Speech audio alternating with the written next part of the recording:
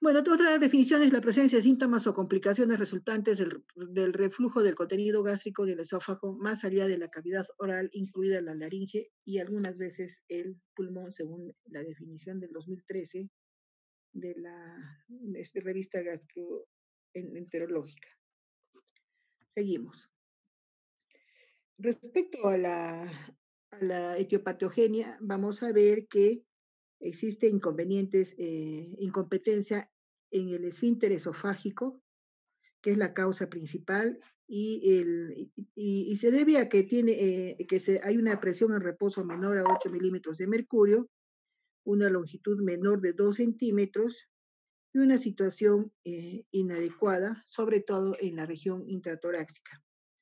Otros factores patogénicos van a intervenir como aumento de la presión intraabdominal, los obesos, la gestación, la presencia de tumores, resolución de aclaramiento esofágico, la reducción del aclaramiento esofágico, la hipersecreción del ácido gástrico y el enlentecimiento gástrico por diferentes patologías, desde la gastropatía diabética hasta el embarazo.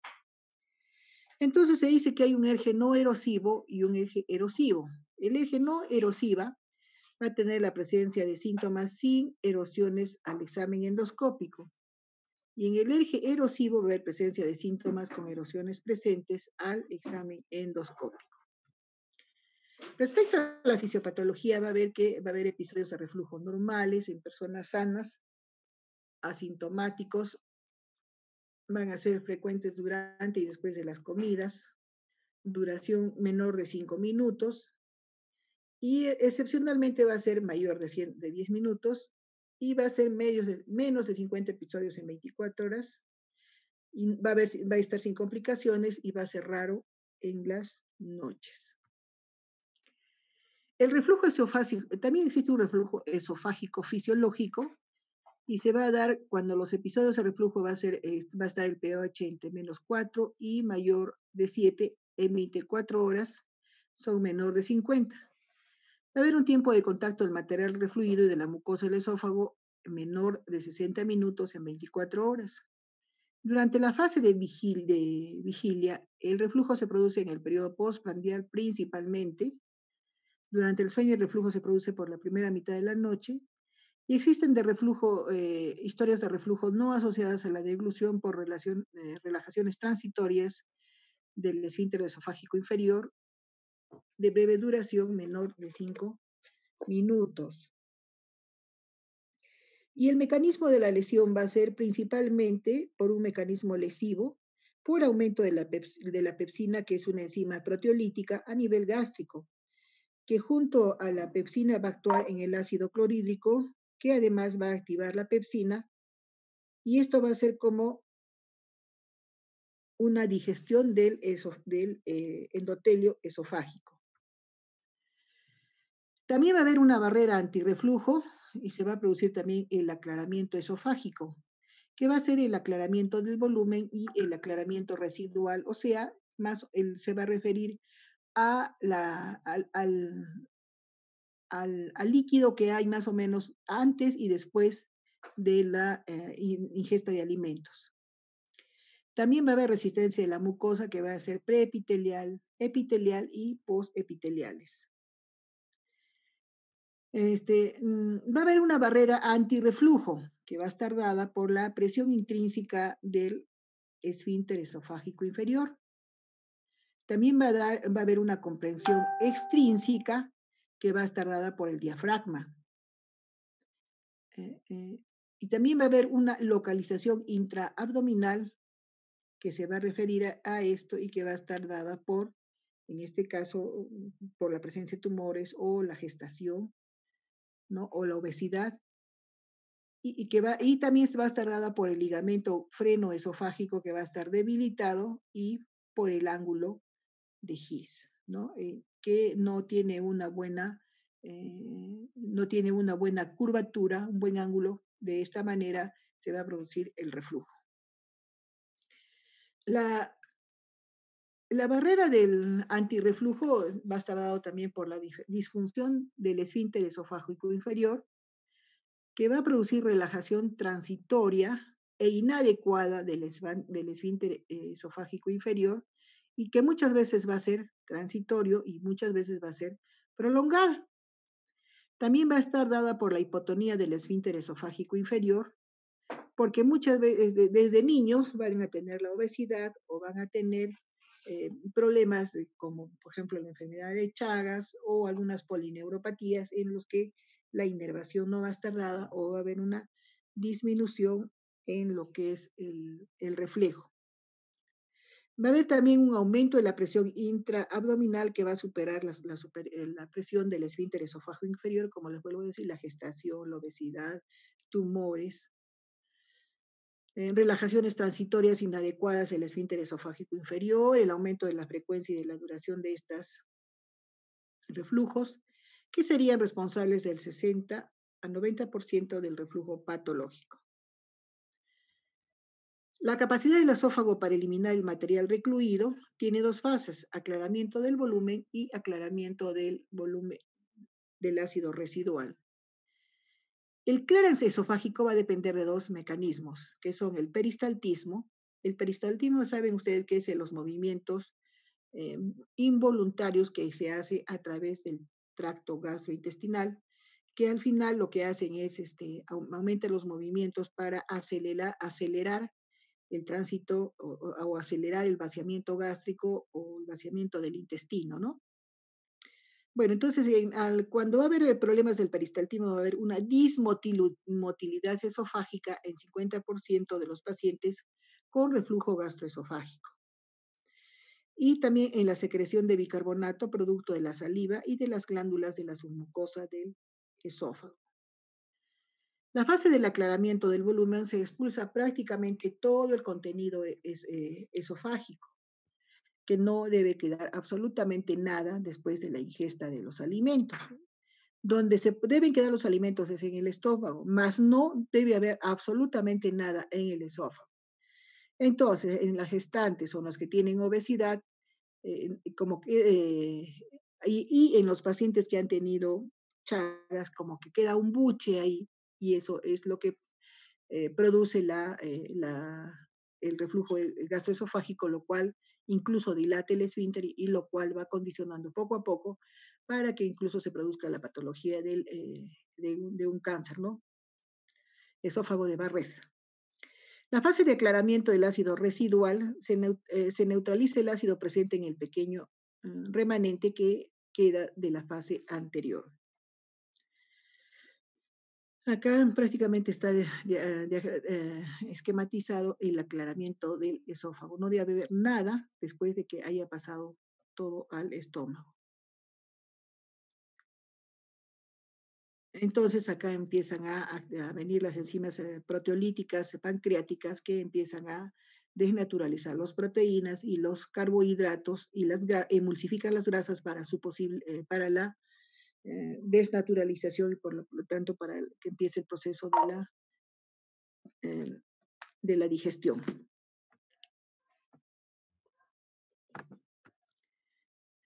Bueno, entonces acá se va a ver una distensión, aumento de los gases, va a aumentar la presión intraabdominal, viene la pepsina, acá aumenta el peristaltismo, se va a producir la salivación también, desde la boca empieza ya el proceso de digestión, ¿no es cierto?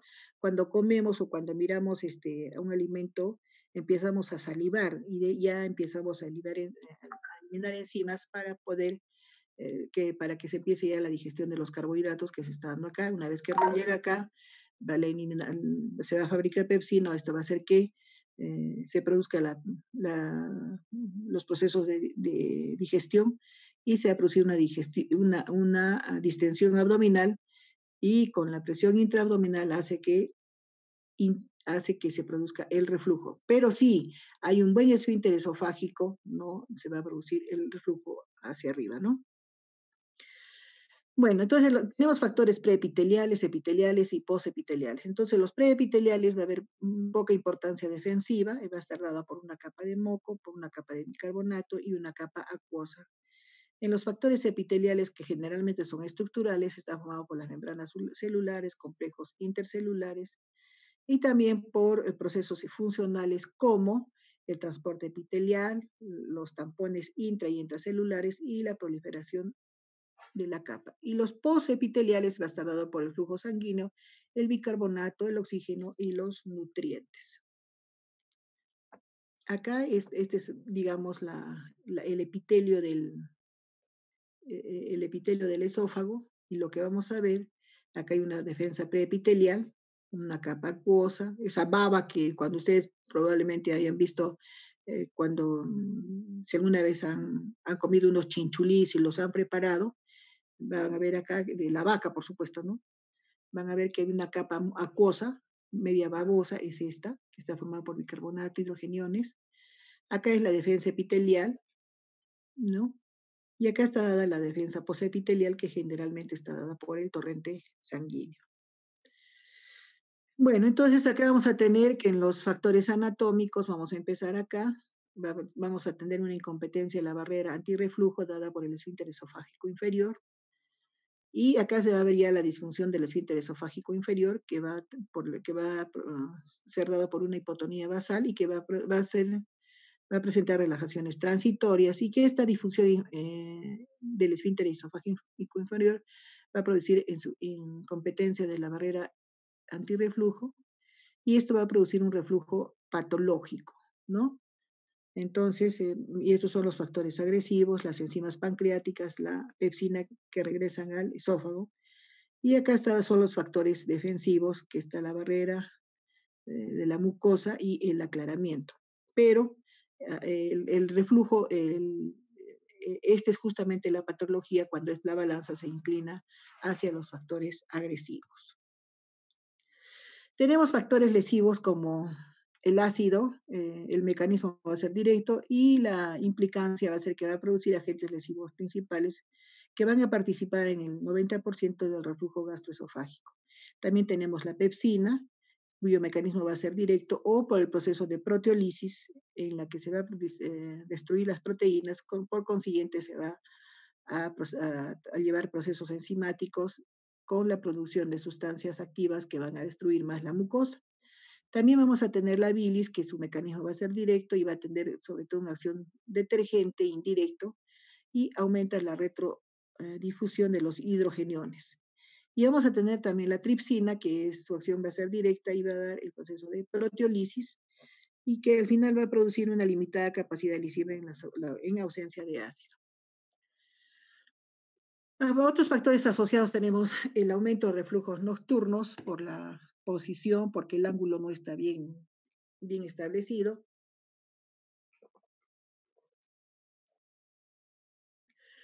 Va a haber un vaciamiento gástrico lento, y va a haber sustancias que modifican la presión del esfínter esofágico inferior, como por ejemplo la presencia de carbohidratos, la presencia de una hernia hiatal y situaciones clínicas relacionadas con el reflujo gastroesofágico, como la gestación, la presencia de tumores, la obesidad. Bueno, entonces acá vamos a ver la pérdida del soporte del diafragma, diafragmático para el esfínter esofágico inferior. No hay la curvatura, miren. El debilitamiento y acortamiento del esfínter esofágico inferior. Acá hay una distensión de la rotura de los ligamentos frenoesofágicos, ensanchamiento del hiato diafragmático, retención de líquido gástrico en el saco herniario, consecuencias y acá hay una pérdida del segmento intraabdominal del esfínter esofágico inferior. Todo esto son las consecuencias de la hernia del hiato sobre la barrera antirreflujo. Mira, acá está la hernia del hiato, vaciamiento disminuido, un reflujo precoz. Estas son las alteraciones de mecanorreceptores. Acá va a haber un desplazamiento del ligamento frenoesofágico, un esfínter esofágico intratorácico, cuando debe estar acá, y alteraciones del diafragma, ¿no? ¿Quiénes modifican el esfínter esofágico inferior? La están dado por las hormonas, como la gastrina y la motilina, que aumentan la presión, y van a disminuir, por ejemplo, la colecistoquinina, los estrógenos, la progesterona, el glucagón, la somatostatina y la secretina. Los péptidos van a aumentar la presión como la bombensina, la L-encefalina y la sustancia P, y van a disminuir la presión el péptido inhibidor gástrico, el PIP y el neuropéptido Y.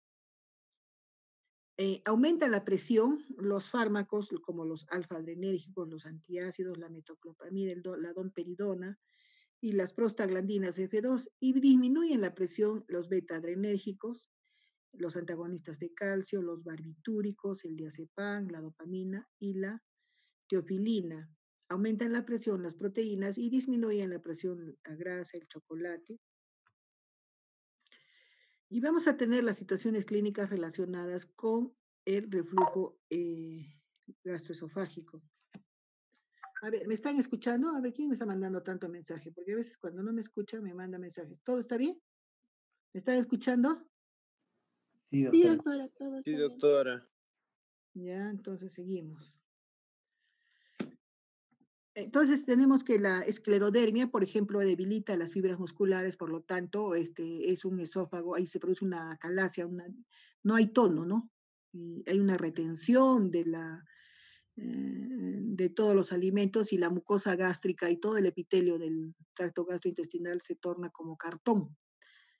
¿Ya? El síndrome de Solling-Gerelison, que es un cambio del epitelio, patología bronquial, la gestación, la cirugía gástrica y la cirugía esofágica. Bueno, ¿qué va a pasar con una exposición prolongada del reflujo? Se va a producir una ruptura de la barrera de la mucosa del esófago, se va a producir un aumento de la retrodifusión de hidrogeniones, con lo que se va a producir una respuesta inflamatoria, y luego se va a producir un infiltrado inflamatorio, y por último va a terminar en una fibrosis que va a terminar en una estenosis, ¿no? Por ejemplo, los que se toman lejía o cualquier otra sustancia. Cuando hay una respuesta inflamatoria también se va a producir una muerte celular con proliferación de la capa basal y lo que va a producir son erosiones o úlceras, o sea, unas heridas que van a producir una inflamación, estas van a cicatrizar y van a terminar en fibrosis. O de lo contrario, se van a reparar y van a formar un epitelio escamoso precáncer o un epitelio de barrera precáncer que al final se va a transformar en una displasia y al final va a ser un adenocarcinoma. Y por último, la rotura de la barrera encefálica nos va a dar una retrodifusión de hidrogeniones con una respuesta funcional, va a producir trastornos motores, adelgazamiento de la mucosa y aumento de las papilas submucosas con muerte celular, y lo mismo, ¿no? Proliferación de la capa basal, erosiones, se va a producir la reparación y al final va a terminar en fibrosis o adenocarcinoma.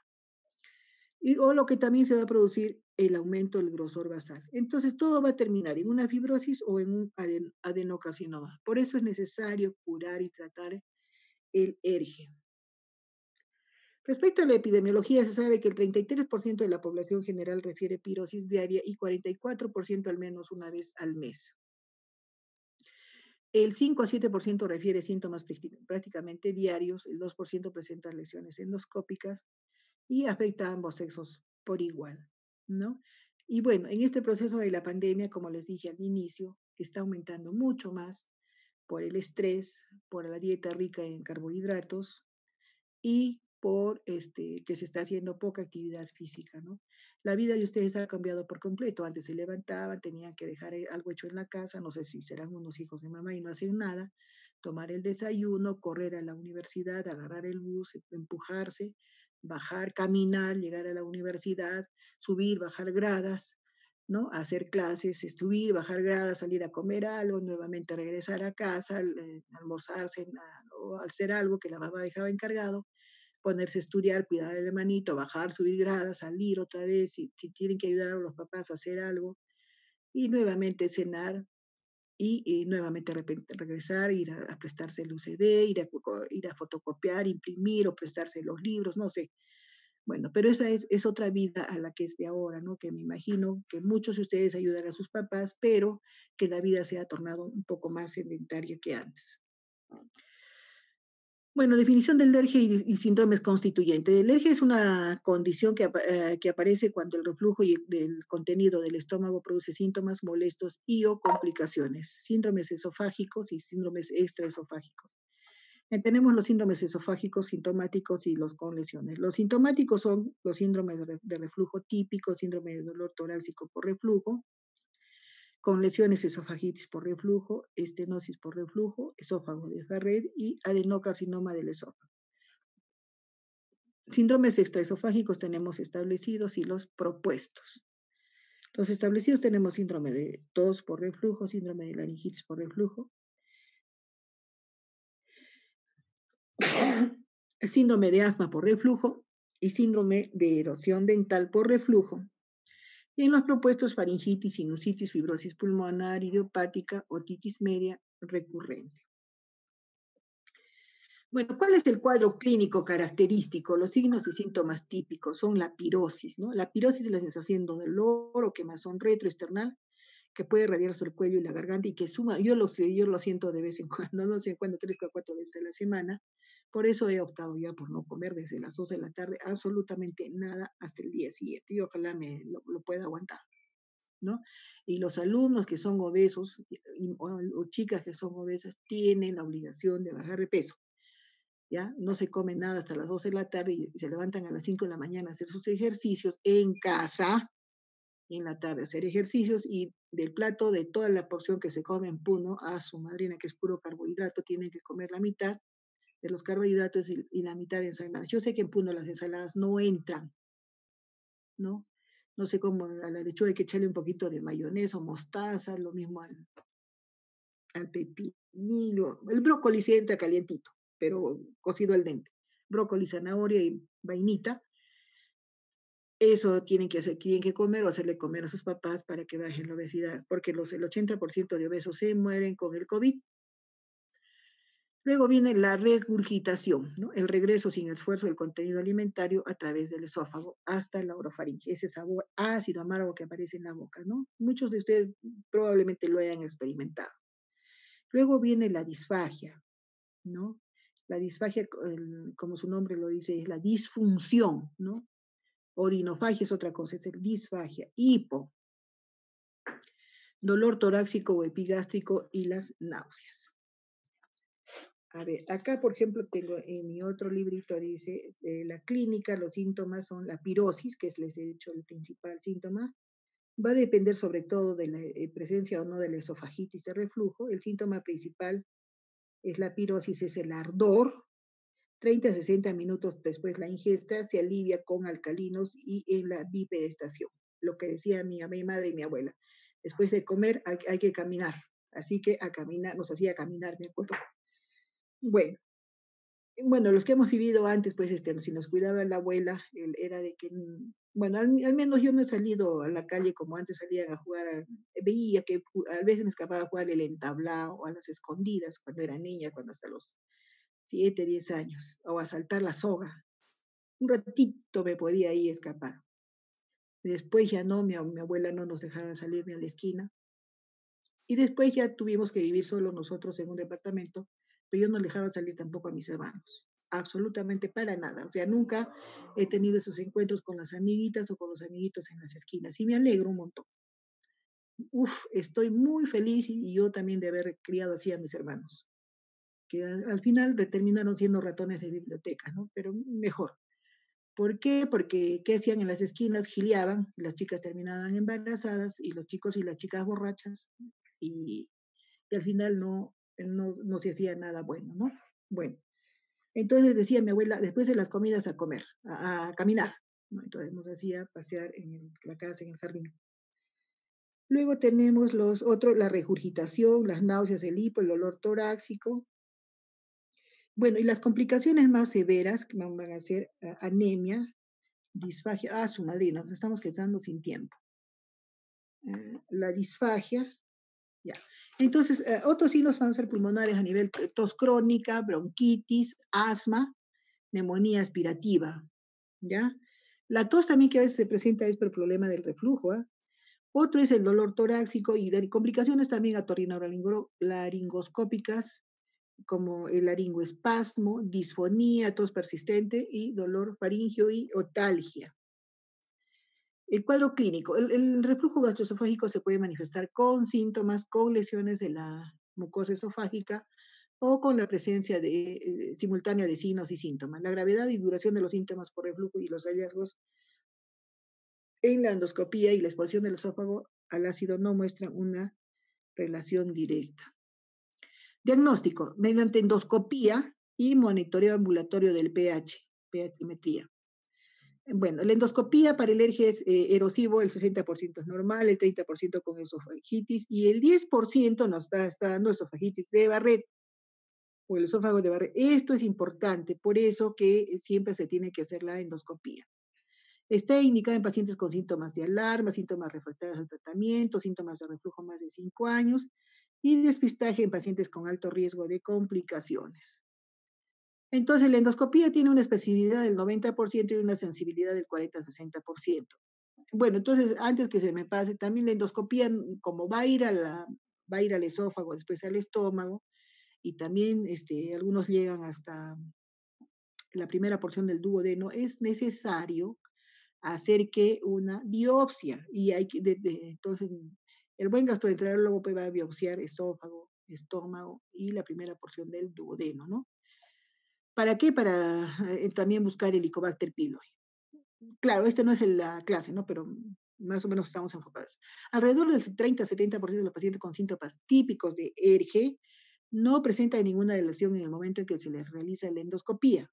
Pero también la endoscopía y la toma de muestras solamente se toma de un lugar y en el otro lado puede estar la metaplasia.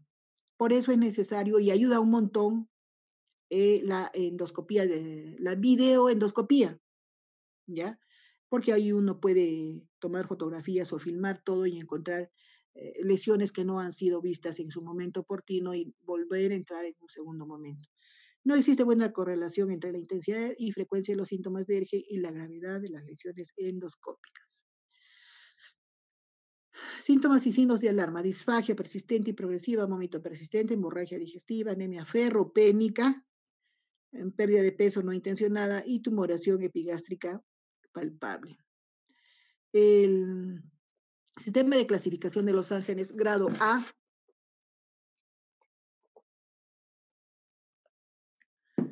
va a haber mayor agudo ruptura de la mucosa menor de 5 milímetros sin pasar pliegues. Grado B, de una ruptura de mucosa mayor de 5 milímetros sin pasar pliegues. Grado C, rupturas de mucosas que pasan pliegues menor de 75 milímetros 75% de la circunferencia del esófago. Y el grado de rupturas de mucosas que involucran el mayor de 75% de la circunferencia. Ese es el resultado de una endoscopía. Esos son los grados según la clasificación de Los Ángeles. Acá tenemos otra. El grado B y grado A, en la descripción, el esquema y la foto, ¿no? En el grado A va a haber uno de los o más rompimientos de la mucosa no mayores de 5 milímetros, ahí está, y ninguno de los cuales se extiende sobre la cima de los pliegues de la mucosa. Y uno o más rompimientos de la mucosa mayores de 5 milímetros de longitud, ninguno de los cuales se extiende sobre la cima de los pliegues de la mucosa. ¿Ya? Sigamos, el tiempo nos está... Ay, los WhatsApp, a esta hora empiezan los WhatsApp.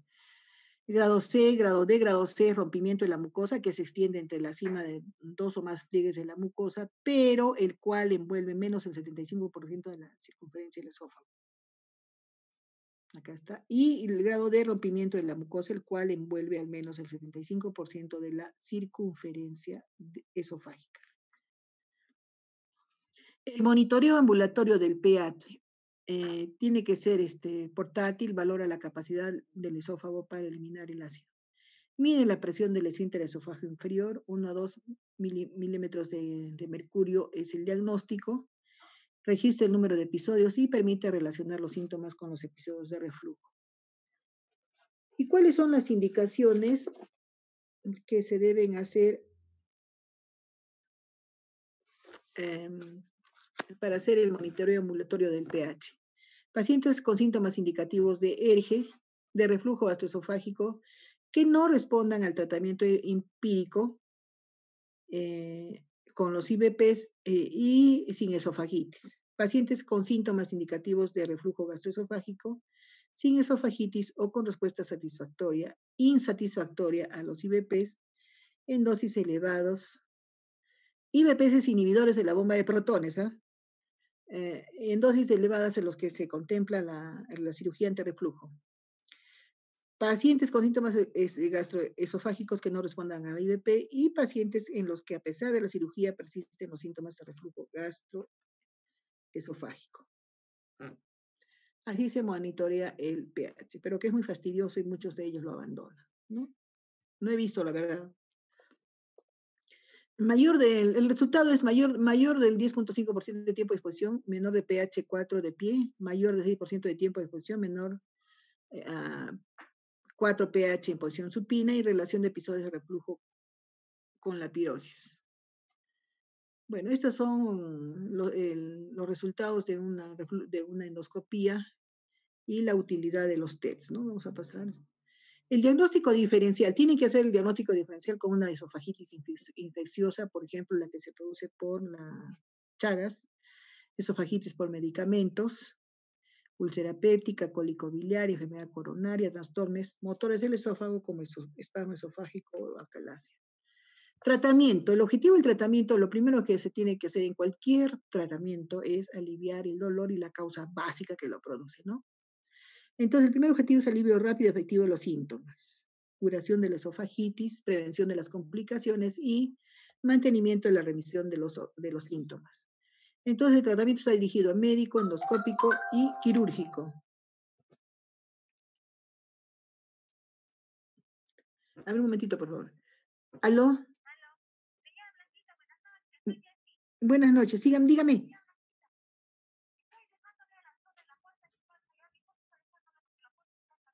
Ya, por favor, yo lo recojo en un ratito. Sí, tóqueme nomás el timbre. Ya, tóqueme nomás el timbre ya. Ya, por favor. Ya, gracias, señores. Ya, ya, gracias, hasta luego, hasta luego. Ya, disculpen chicos que una señora se me acabó el alcohol hace tiempo y me está trayendo el alcohol. Tenía alcohol en gel, pero necesito el otro alcohol. El tratamiento médico es a cambios de estilos de vida. No comas pan o carbohidratos a partir de las 2 de la tarde. Y el todo es farmacológico, ¿no? Con inhibidores de bomba de protones o con la metoclopramida. Ya, y la dieta, ¿no? Comidas frecuentes de poco volumen, evitar grasas, cítricos y café. Ahí está. No acostarse hasta después, 2 a 3 horas después de la ingesta. Contéstale, ya salgo a recoger, contéstale, hijita. Y evitar el alcohol y tabaco. Evitar fármacos que disminuyan.